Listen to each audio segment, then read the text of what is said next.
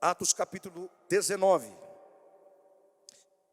Vamos ler a palavra do Senhor a partir do verso 1. Enquanto Apolo estava em Corinto, Paulo, atravessando as regiões altas, chegou a Éfeso. Ali encontrou alguns discípulos e lhes perguntou: vocês receberam o Espírito Santo quando creram?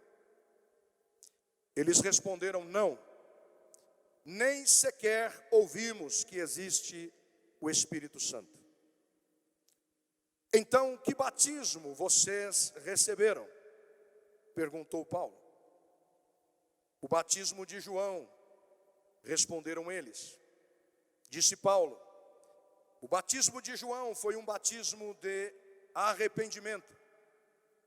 Ele dizia ao povo que cresce naquele que viria depois dele, isto é, em Jesus. Ouvindo isso, eles foram batizados no nome do Senhor Jesus. Quando Paulo lhes impôs as mãos, veio sobre eles o Espírito Santo, e começaram a falar em línguas e a profetizar. Eram ao todo uns 12 homens.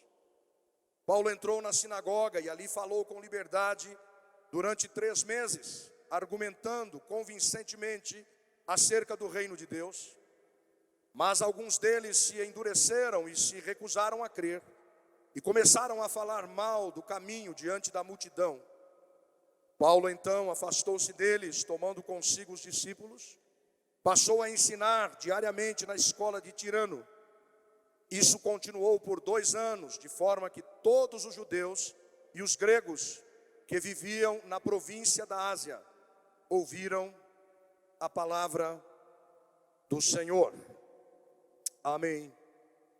Ainda na carta de Paulo aos Efésios, no capítulo 5. Carta de Paulo aos Efésios, no capítulo 5. Vamos ler a partir do verso 18. Não se embriaguem com vinho, que leva à libertinagem, mas deixem-se encher pelo Espírito, falando entre vocês com salmos, hinos e cânticos espirituais, cantando e louvando de coração ao Senhor, dando graças constantemente a Deus Pai por todas as coisas, em nome de nosso Senhor Jesus Cristo. Sujeitem-se uns aos outros por temor a Cristo. Amém. Fiquem à vontade, queridos.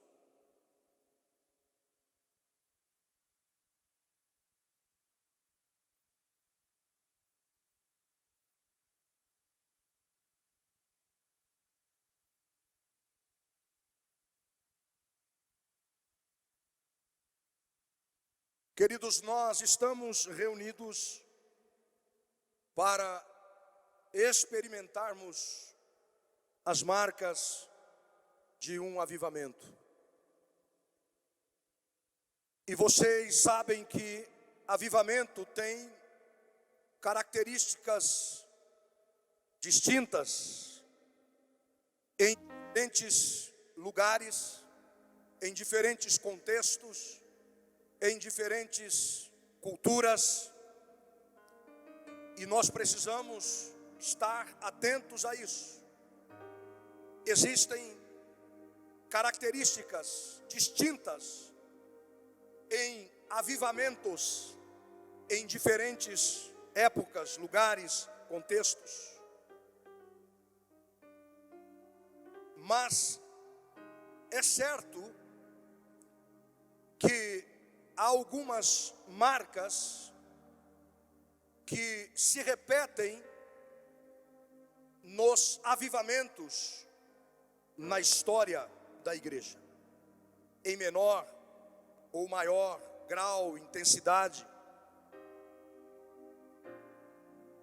Todos nós sabemos o que é um avivamento. É uma obra extraordinária de Deus, uma estranha e soberana obra de Deus, na qual Ele visita o seu povo, restaurando, animando, libertando-o para receber a plenitude das suas bênçãos. Eu trago a vocês a igreja de Éfeso, porque ali em Éfeso aconteceu um avivamento. Éfeso, capital da província romana da Ásia, foi ali que Paulo, apóstolo, deixou Áquila e Priscila, enquanto foi a Antioquia, via Jerusalém.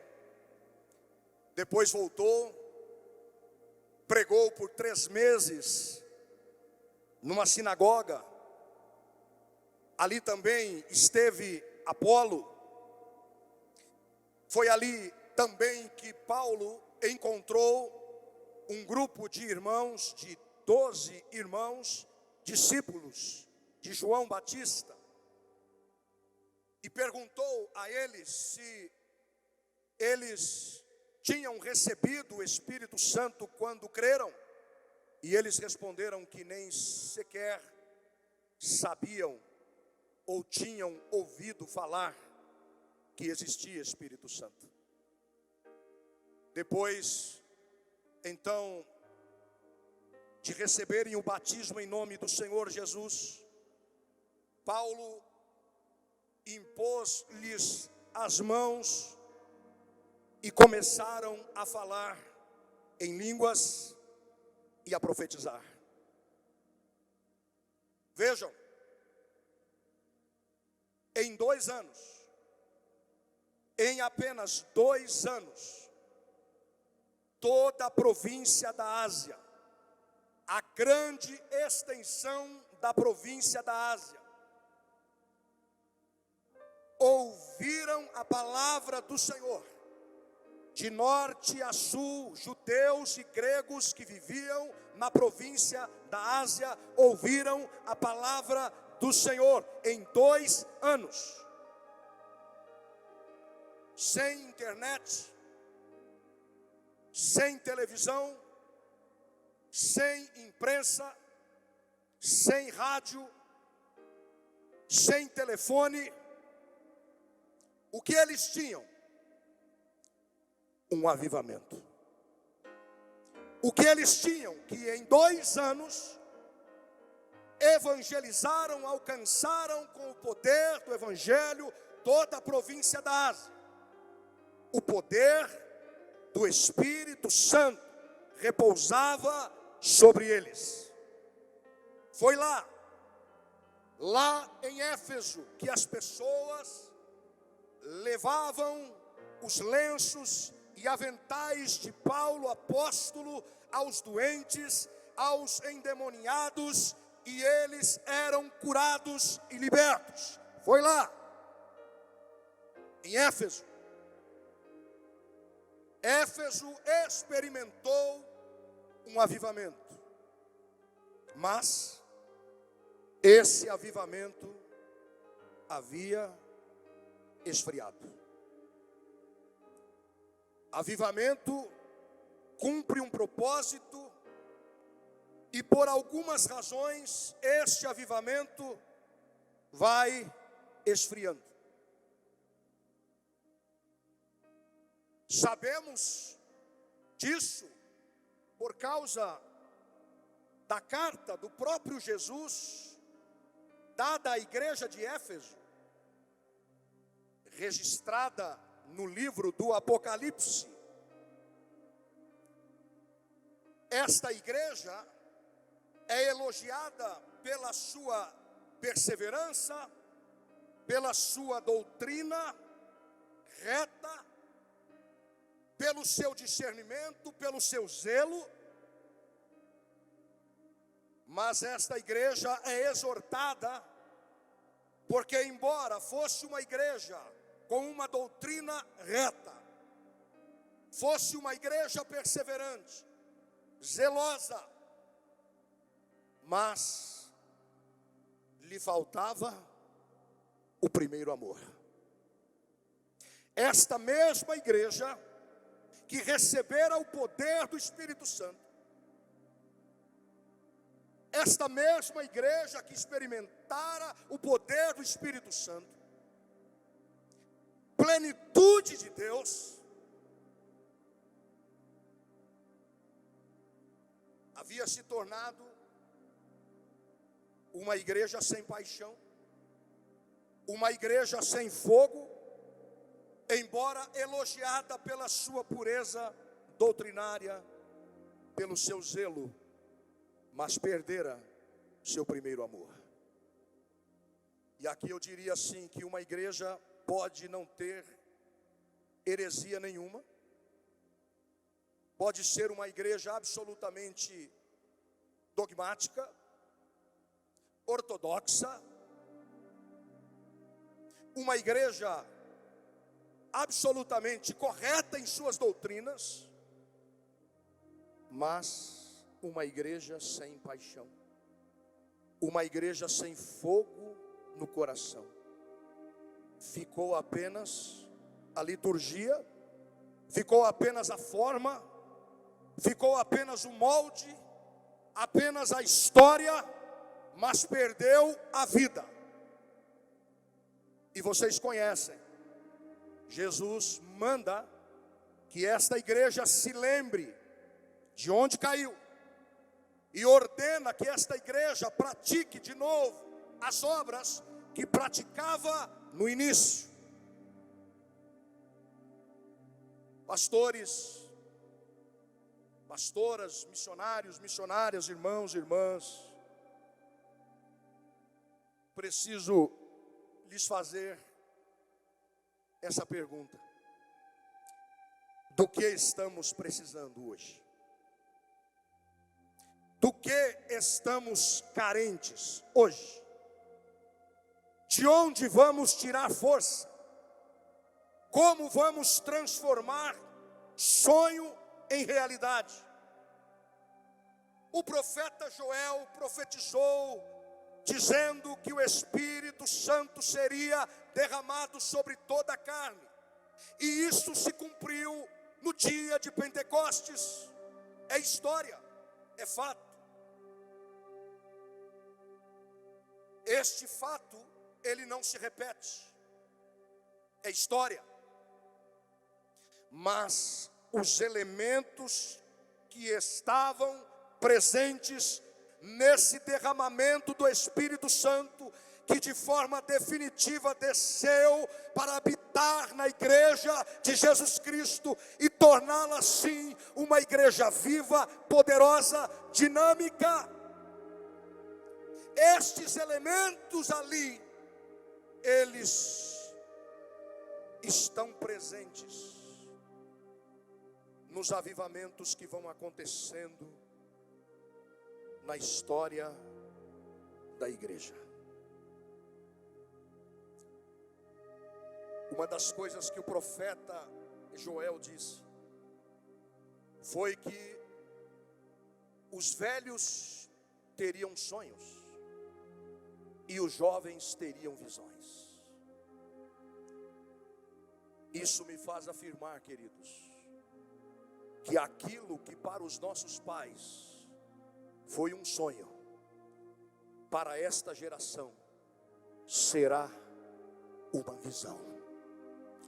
Aquilo que para os nossos pais foi derramado em forma de sonho, eles sonharam. Deus agora está derramando sobre esta geração a graça de ver, a graça de concretizar, a graça de ter diante dos seus olhos aquilo que os nossos pais sonharam. Deus assumiu um compromisso na sua palavra de se derramar em nós e sobre nós vigor. Como é que nós vamos experimentar um reavivamento? Como é que vamos de novo, outra vez? Como vamos experimentar essas marcas de avivamento em nossa geração? Eu quero dar a vocês algumas pistas à luz desse texto que li para vocês da igreja em Éfeso. Se nós queremos um avivamento de novo, o que precisamos observar aqui nesse texto é que num movimento do Espírito Santo há um líder. Há um líder cheio do Espírito Santo. Há alguém cheio do Espírito Santo. Paulo chega em Éfeso. Paulo impõe as mãos sobre os discípulos de João. E ao impor as mãos sobre aqueles homens, eles começaram a falar em línguas, começaram a profetizar. Vejam, ainda que Apolo fosse um homem culto, um homem eloquente, que tinha grande conhecimento das Escrituras, falasse com eloquência, ensinasse as Escrituras com exatidão, mas foi a Paulo, homem cheio do Espírito Santo, que Deus usou poderosamente. Queridos, o avivamento pode vir sobre um país, como já veio sobre muitos países. O avivamento pode vir sobre uma denominação. O avivamento pode vir sobre uma igreja local. Mas não há avivamento numa igreja que não comece com uma liderança cheia do Espírito Santo. Começa com alguém. Começa com alguém. Deus quer trazer um reavivamento em nossa denominação para todos nós. E eu quero dizer para você, pastor, que Deus quer começar com você. Deus quer começar com você, pastor. É um avivamento pessoal. O avivamento que vai chegar na sua igreja. O avivamento que vai se estender por essa denominação, o avivamento que vai se estender por este país e pelo mundo, começa com você, pastor. Começa com você. Aqui há um homem, Paulo, apóstolo, cheio do Espírito Santo. Se você não estiver aberto, alguns pastores e algumas igrejas vão experimentar um avivamento. Alguns pastores e algumas igrejas vão experimentar um avivamento. Se você estiver aberto, você vai ser o agente de Deus, por seu intermédio, virá um avivamento. Ele está vindo, ele está chegando. O que seria mais fácil? Levar um pecador a se converter ou a um crente a se renovar? O que seria mais fácil? Levar um pecador a Cristo ou levar um crente a se renovar? Seria mais fácil levar um pecador a Deus, a conhecer a Deus, ou um líder, ou um pastor, que conhece a Bíblia capa a capa, que está acostumado com o sagrado, com o divino, com a espiritualidade, que já está acomodado a uma rotina de vida 20, 30, 40 anos.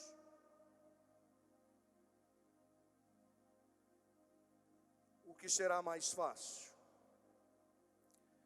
eu preciso dizer a você, pastor, a você, missionário, missionária, pastora, irmão, irmã, que no avivamento vem fogo no coração da gente. Ah, machuderei de lá mais. Vem fogo. Vem fogo no coração da gente. O seu trabalho, pastor, o seu primeiro trabalho é sentir o que Deus está sentindo. O seu primeiro trabalho, pastor, é sentir o que Deus sente pelo mundo e fazer alguma coisa. Você é delegado de Deus, você é embaixador do céu. A igreja é embaixada celestial para fazer uma obra que só tem eficácia com autoridade e poder. Deixa eu te perguntar, pastor, o que está acontecendo quando você impõe as mãos sobre as pessoas? Paulo chega em Éfeso e ele impõe as mãos e alguma coisa começa a acontecer, uma realidade começa a ser transformada. O que está acontecendo, pastor, quando você impõe as mãos sobre os enfermos? O que está acontecendo, pastor, quando você põe as mãos sobre pessoas que estão oprimidas pelo diabo? O que está acontecendo, pastor, quando você põe as mãos sobre as finanças da igreja? O que acontece, pastor, quando você põe as mãos sobre a administração da igreja?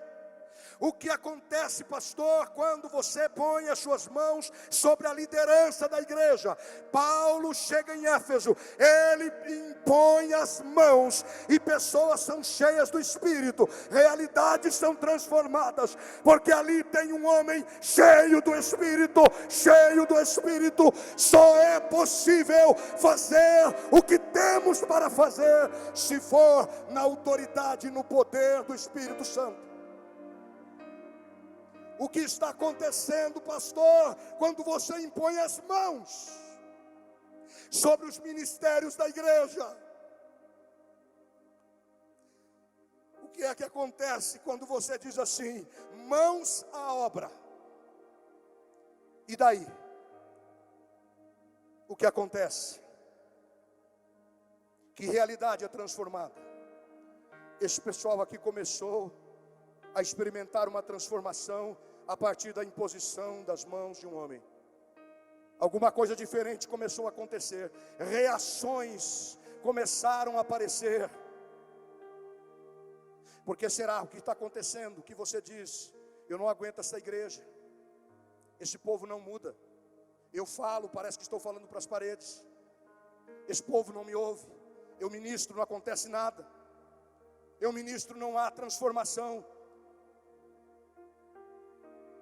Há um senso de impotência.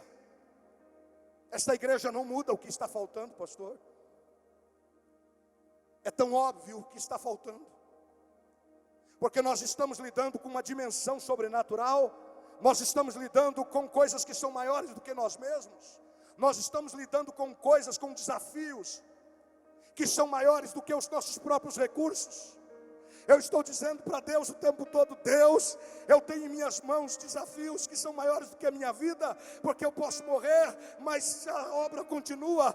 Eu tenho, Senhor, que lidar com tantas coisas que são maiores do que os meus recursos humanos, materiais. Se o Senhor não vier comigo, eu vou afundar. Se o Senhor não vier comigo, eu vou me frustrar. Se o poder de Deus não estiver em minha vida, não vai acontecer absolutamente nada, porque Deus tem para nós desafios que são maiores do que nós, que são mais excelentes do que nós, que são maiores do que os nossos recursos. Por isso Deus quer nos empoderar, Deus quer te empoderar, Deus quer te capacitar, Deus quer te revestir para fazer o que sem o seu poder você não será capaz de realizar. Preste atenção, pastor, como é que a gente vai experimentar isso? Como é que eu experimento este avivamento que a igreja de Éfeso experimentou, que em 2 anos, pastor, se Deus nos der o que Ele deu à igreja de Éfeso, que em 2 anos evangelizou a província da Ásia. Você que está no seu campo aí de trabalho, angustiado, triste, abatido, porque você diz: eu trabalho, não vejo resultado, estou nesse campo há 3 anos, há 10 anos, há 20 anos, e a coisa não acontece. Pois, meu irmão, nós estamos lidando com uma dimensão que, se Deus se manifestar, em 10 minutos acontece o que não aconteceu em 10 anos. Em 10 anos, o seu ministério vira, muda, transforma. Sabe quando? Em segundo lugar, quando há pessoas dispostas a experimentarem um nível mais profundo. Quando há pessoas dispostas a experimentarem um nível mais profundo. Esses irmãos conheciam o batismo de João, que era um batismo de arrependimento. Mas agora eles precisavam estar abertos para um outro batismo, que era o batismo em nome do Senhor Jesus. E mais, eles precisavam estar abertos para que então fossem tomados pelo Espírito Santo.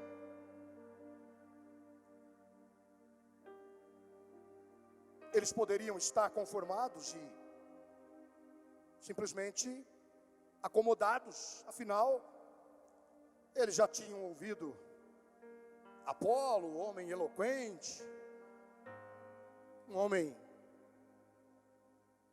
que era versado nas Escrituras, já conheciam o batismo de João. Pastor, eu venho aqui para te lembrar, eu sei que você já sabe disso, mas eu venho aqui para te lembrar, como profeta de Deus para a sua vida, que as suas experiências passadas, embora sejam tão relevantes e importantes, mas elas não bastam.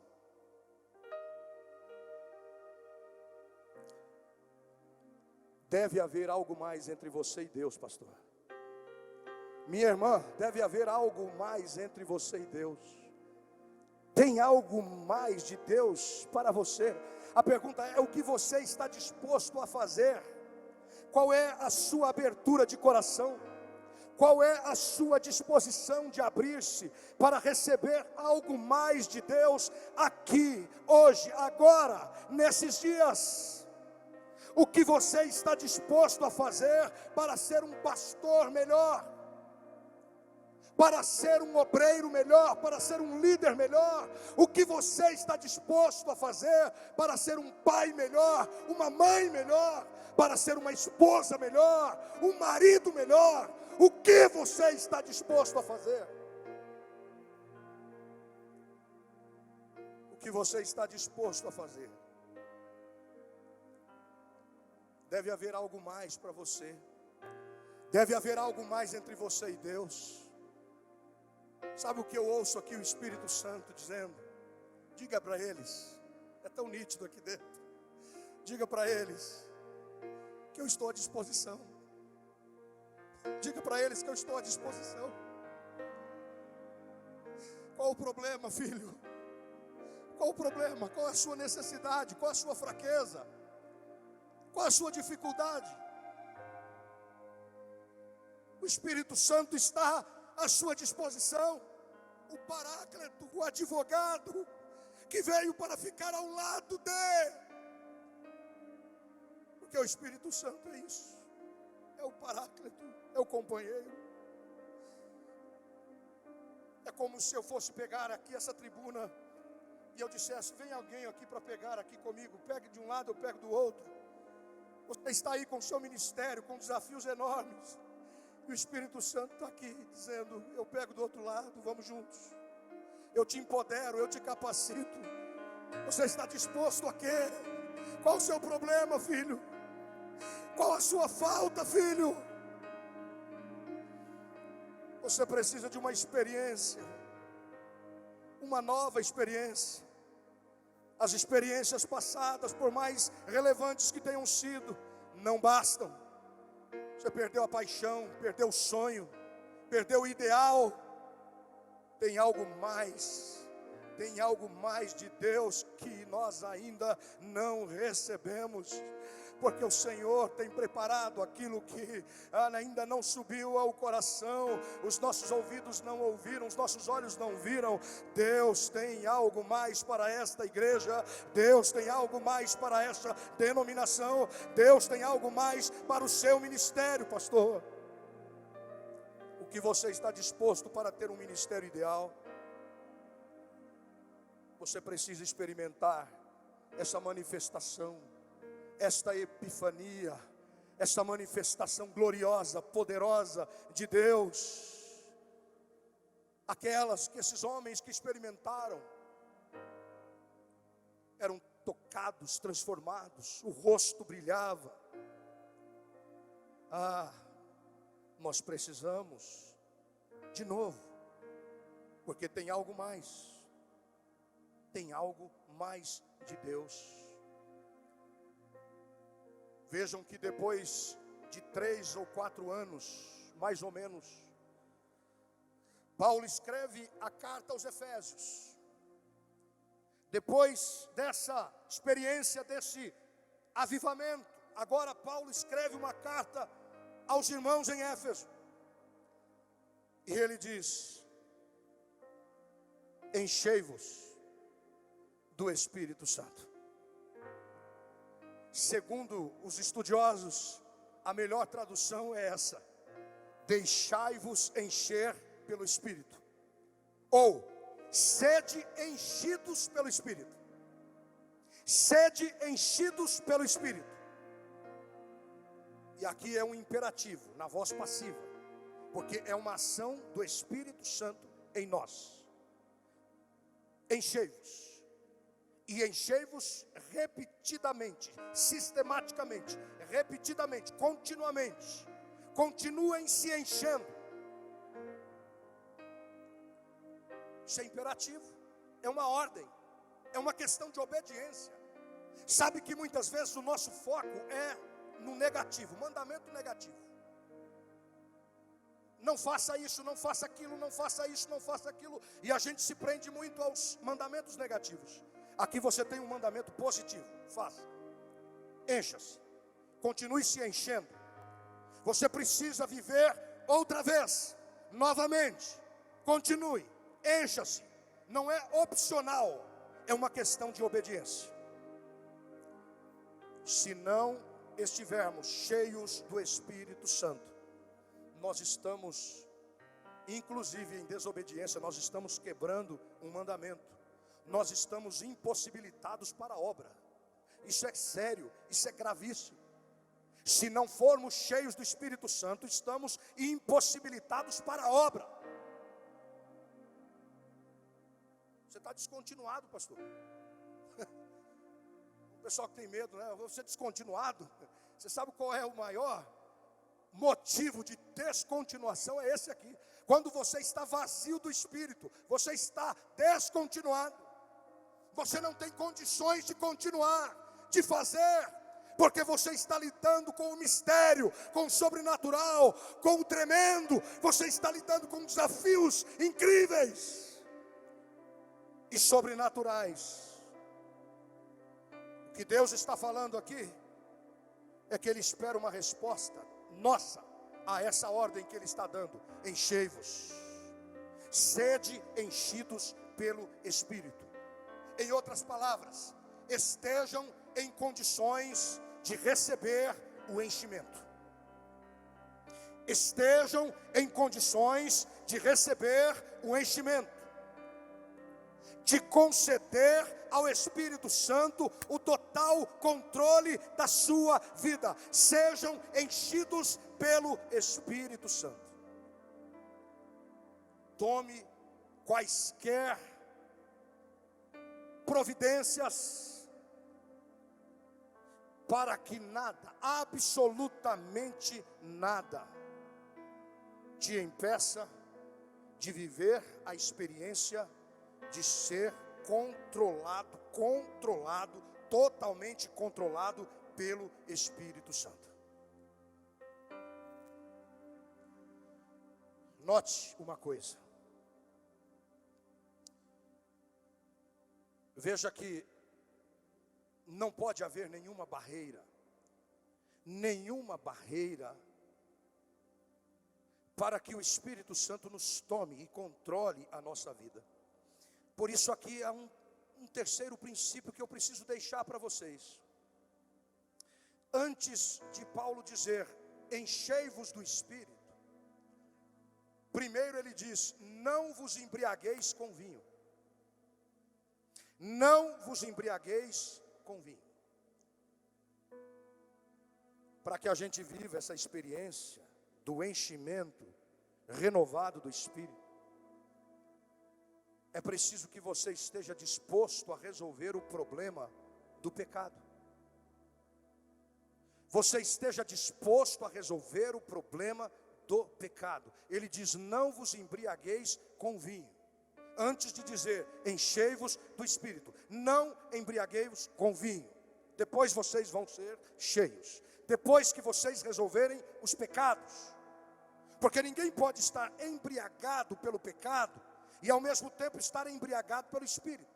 Ninguém pode estar ao mesmo tempo controlado pelo Espírito e controlado pelo pecado. É incompatível, não dá. Não dá, é impossível. E nós podemos substituir essa palavra vinho aqui por qualquer outra palavra. Por exemplo, sexo. Não vos embriagueis com sexo, mas enchei-vos do Espírito Santo. Porque sabe que nós somos bombardeados com tantas coisas, com apelos sensuais, pela mídia. Nós somos bombardeados com pornografia. Nós somos provocados por fortes apelos o tempo todo. Isso está diante de nós. Há uma descarga terrível por meio da mídia. Por isso muitos desenvolvem pensamentos lascivos. Há outros que consomem pornografia pela internet. Há pessoas viciadas em pornografia pela internet. Tomados, embriagados de desejos, de taras, embriagados de desejos impuros. Antes de ser cheio do Espírito, você precisa limpar o vaso. É preciso limpar o vaso. Não vos embriagueis com vinho. Mas você pode substituir o vinho por outra palavra. Não vos embriagueis com sexo. Mas você pode substituir também por outra palavra. Não vos embriagueis com dinheiro. Porque há muitas pessoas que estão embriagadas por esta coisa chamada dinheiro. Amor ao dinheiro.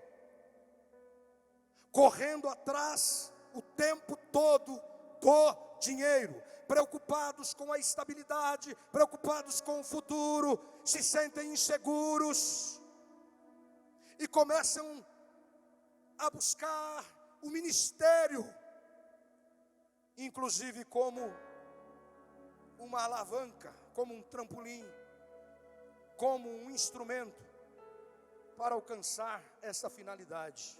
Segurança.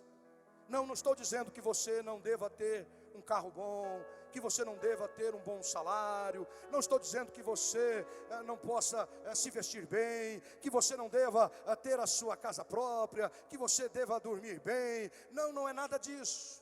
Apenas estou dizendo que muitas vezes estamos fazendo do amor ao dinheiro um apego, algo que é a busca prioritária, aquilo que é mais importante na vida, a ganância, a cobiça, o querer mais e mais e mais e mais, e nunca estarmos satisfeitos. E Jesus vem e diz, vocês não se preocupem com isso. Não se preocupem, porque são os pagãos que se preocupam com isso. Não se preocupem com o que vão comer, o que vão beber. Vocês não levem bordão, vocês vão despreocupados, porque eu estou cuidando de vocês. Cuide das minhas coisas, que das coisas de vocês cuido eu. Não se embriague, não se embriague com isso. Pedro e João olharam para aquele homem paralítico e disseram: olhe para nós, não temos prata nem ouro, mas o que temos te damos. Levanta, anda. Aquela igreja não tinha dinheiro, mas tinha poder. Aquela igreja não tinha poder aquisitivo, mas tinha poder espiritual, mas tinha autoridade espiritual. Hoje muitas igrejas têm dinheiro, mas não têm poder espiritual. Muitos homens têm dinheiro, mas não têm poder espiritual. Não vos embriagueis com vinho, não vos embriagueis com sexo, não vos embriagueis com dinheiro, não vos embriagueis com rancor. Se tem uma coisa que nos deixa embriagados é o rancor. A mágoa é uma das emoções. Você sabe que nós temos mais de 300 tipos de emoção. Você é capaz de sentir mais de 300 tipos de sentimentos. Mas o mais gostoso deles é o rancor. O sentimentozinho gostoso.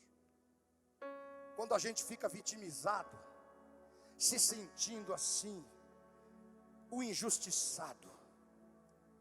A gente se sente aviltado, abusado dos nossos direitos. Olha o que fizeram comigo. Coitado de mim. Estou magoado.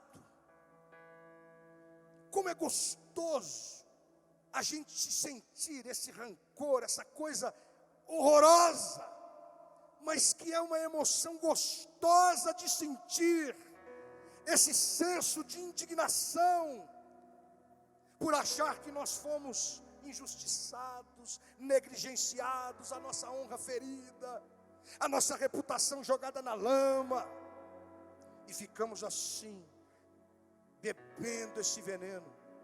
Queridos, quem aqui já não foi magoado, machucado?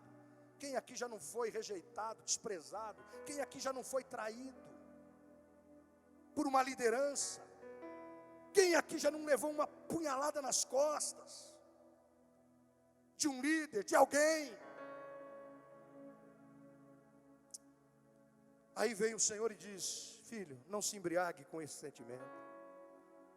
Se esvazie desse negócio. Se esvazie, não seja controlado por isso. Anos a fio, carregando essa dor, determinando as suas ações, suas reações, se deixando orientar por esse sentimento. E isso começa a vazar.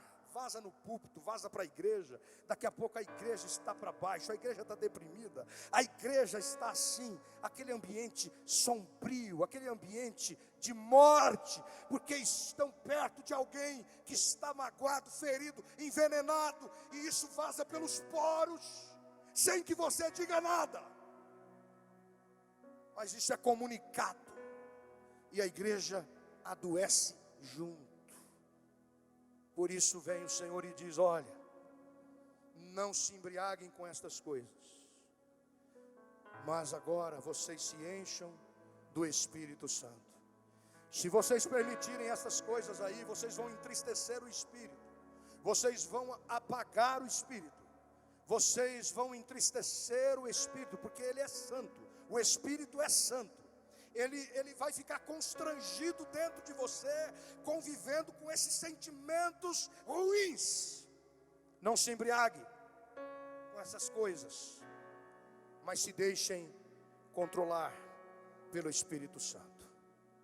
E aí Paulo encerra, colocando as consequências. E aqui a gente não sabe, os teólogos se debatem sobre isso. se o resto é consequência ou se é causa. Aquela historinha do que vem primeiro, se é o ovo ou a galinha, não é? Porque aí ele vai dizer algumas coisas tão lindas. Porque ele vai dizer assim: olha, falando entre vocês com salmos, hinos, cânticos espirituais, cantando e louvando de coração o Senhor, dando graças constantemente a Deus Pai por todas as coisas, em nome de nosso Senhor Jesus Cristo. Sujeitem-se uns aos outros por temor a Cristo. E aí ele vai falar da vida conjugal, ele vai falar da relação pais e filhos, ele vai falar da relação empregado-patrão. Como consequência, porque é assim, quando a gente começa a conversar entre nós com salmos, hinos e cânticos espirituais, nós vamos experimentar a fluidez, nós vamos experimentar um transbordamento do Espírito Santo.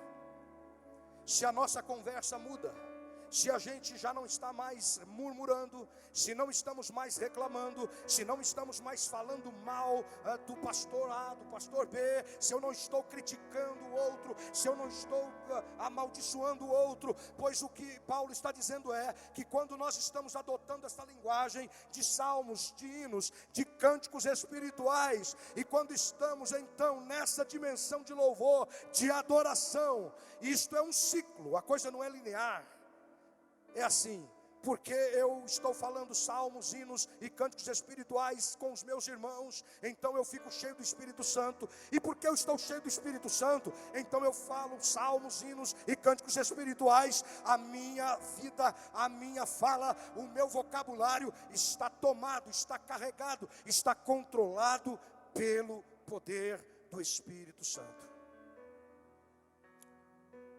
Nós precisamos entrar nessa dimensão de um pacto entre nós, em que nós vamos o tempo todo nos abençoar, nós vamos bem dizer, nós vamos falar bem, nós vamos bem dizer, nós vamos falar bem do irmão, nós vamos falar bem da nossa igreja, nós vamos falar bem da nossa denominação, nós vamos falar bem do nosso povo, nós vamos falar com salmos, hinos, cânticos espirituais. A nossa boca estará cheia de palavras que são abençoadoras. Nós nos sujeitamos uns aos outros. Quando nos sujeitamos uns aos outros, de novo, somos cheios do Espírito Santo. E porque somos cheios do Espírito Santo, nós nos sujeitamos uns aos outros. Vivemos a unidade. Nós estamos tentando delegar a solução dos problemas familiares ao Estado, ao governo. Eu preciso te lembrar uma coisa, pastor. Não é o Estado responsável pela sua família, pelo seu casamento. Por isso é que Paulo entra, parece que ele mudou de assunto. Não mudou de assunto. Sabe onde está a solução para nós? Para os nossos relacionamentos familiares, para o nosso casamento, para a relação pais e filhos, filhos obedientes, submissos, gente se sujeitando um ao outro. Sabe onde está a solução, pastor? Para os nossos problemas, das nossas relações. Patrão, empregado, ele toca nesse assunto aqui. Ele diz: gente, se encham do Espírito Santo, que estas coisas todas vão começar a aparecer. Por isso que avivamentos, eles não trazem consequências apenas espirituais, mas trazem consequências sociais. Nós vamos experimentar isso, quando todos vivermos essa dimensão espiritual, essa dimensão da oração, esta dimensão da unidade, da sujeição, da palavra, da oração. Então nós vamos experimentar o poder do Espírito Santo em plenitude. Nós somos tomados por convicção. Num avivamento nós somos tomados por uma forte consciência da nossa corrupção interior. Nós somos levados para longe da nossa autossuficiência. Nós somos esmagados pelo sentimento de indignidade. Não queremos entretenimento. Nós queremos convicção.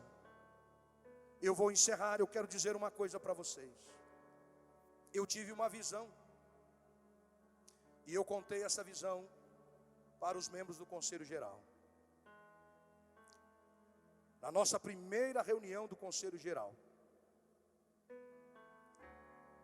eu acordei pela madrugada angustiado, muito angustiado, muito angustiado. E eu chorava copiosamente, descontroladamente, com aquela angústia. E eu vi nitidamente, como estou vendo vocês aqui, um rio cheio de peixes. Mas esse rio estava como que, ele tinha se tornado como que uma lama. E os peixes tentando sair dessa lama, porque logo do outro lado tinha uma espécie de uma ponte, de uma avenida, e desse outro lado tinha um rio lindo, cristalino, límpido, e peixes pulavam dessa lama, faltando oxigênio, e eles pulando para essa água límpida. E uma boa parte desses peixes foram pulando. Alguns não conseguiam, iam morrendo, mas uma grande parte saltava para esse lado límpido. E eu chorava, e eu fui para a sala. Isso era umas 3, 4 horas da manhã. E eu abri a Bíblia. E quando eu abri a Bíblia, meus olhos foram assim, direto no livro do Apocalipse, na igreja de Sardes. E eu li assim: tendes nome de que vive, tendes nome de que vives, mas estás morto. Tendes nome de que vives, mas estás morto. E na hora, me veio na mente, qual é o nome da nossa igreja? É nome de vida, é avivamento.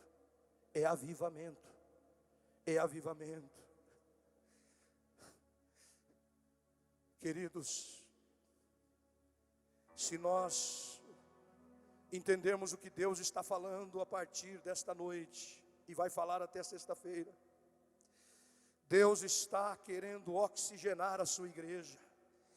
Deus está querendo dar ar à sua igreja. Deus está querendo que nós saiamos de uma dimensão de sufocamento, de falta de ar, e a gente entre numa dimensão de leveza, de alegria, de vida. Não apenas liturgia, não apenas mecanismos organizacionais, não apenas formalidades, mas vida, poder do Espírito Santo.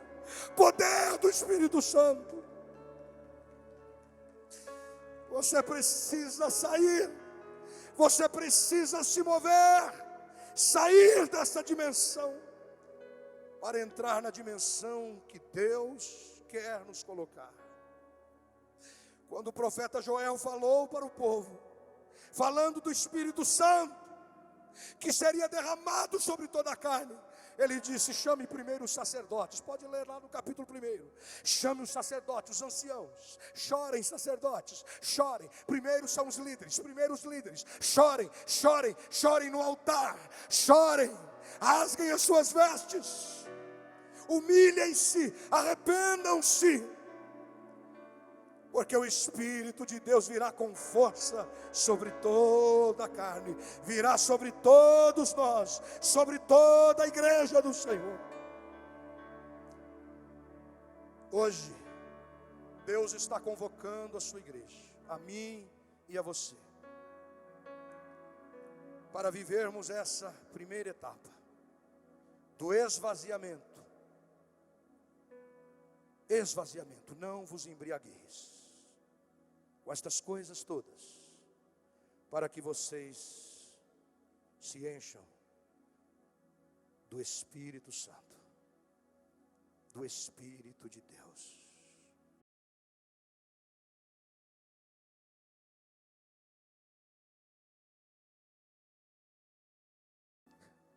o mesmo Espírito que se derramou em Éfeso. Mas aquela igreja se esfriou. E Jesus alertou: vocês se arrependam. Porque senão eu venho e tiro. Eu tiro a minha luz, eu tiro o meu castiçal. Eu não sei o que aconteceu com a igreja de Éfeso. Eu estive lá em Éfeso.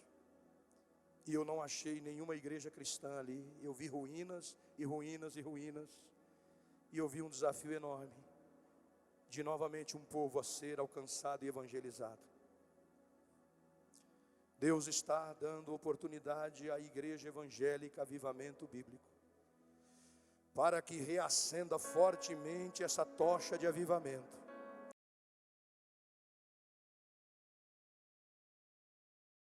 Ele nos confiou uma responsabilidade enorme para um tempo como esse,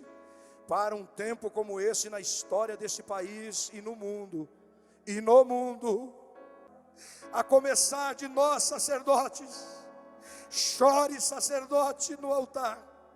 Chore, sacerdote, no altar. Chore, sacerdote, no altar. Porque a partir da sua vida, a partir das suas mãos, a graça e o poder serão ministrados. E nós vamos alcançar o mundo. E nós vamos alcançar o mundo. O que você não fez em 2 anos, em 1 ano, em 10 anos, em 30 anos, em 50 anos, você pode experimentar daqui a pouco. E isso vai transbordar. Eu quero te convidar a ficar em pé.